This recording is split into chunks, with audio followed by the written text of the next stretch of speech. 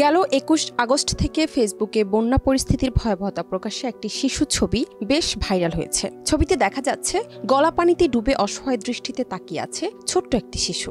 ছবিটি সাম্প্রতিক সময়ে বন্যার মধ্যে তোলা বলে দাবি করা হচ্ছে। তবে এখন প্রশ্ন উঠেছে ছবিটির সত্যতা নিয়ে। অনেকেই বলছে ছবিটি নকল, তবে এই ব্যাপারে এখনো শতভাগ নিশ্চিত হওয়া যায়নি।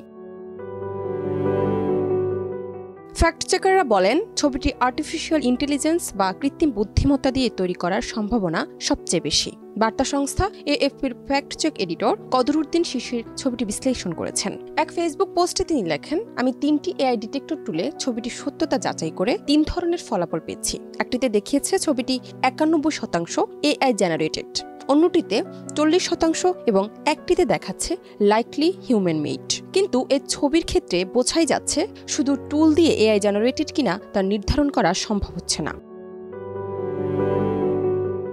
এদিকে সামাজিক মাধ্যমগুলোর বাইরে কোথাও এটি খুঁজে পাওয়া যায় না। কোনো পেশাদার ফটোগ্রাফার যদি এটি তার সোশ্যাল মিডিয়ায় প্রকাশ করে থাকেন, তাহলে এমন কোনো আবেদনময় ছবিতে অবশ্যই তার নাম বা প্রতিষ্ঠানের নাম ওয়াটারমার্ক করে দেওয়াটাই স্বাভাবিক ছিল। কিন্তু ছবিটির কোনো ভার্সনে এমন কিছুই দেখা যায় না।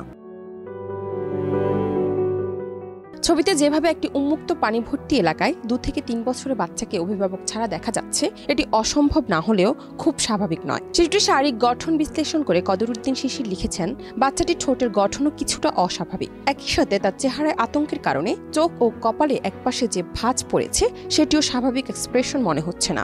সব মিলিয়ে বলা যায় ছবিটি সত্য ঘটনা না হয়ে কৃত্রিম বুদ্ধিমত্তায় তৈরি হওয়ার সম্ভাবনাই সবচেয়ে বেশি। জান্নাত নিপু, দেশ রূপান্তর।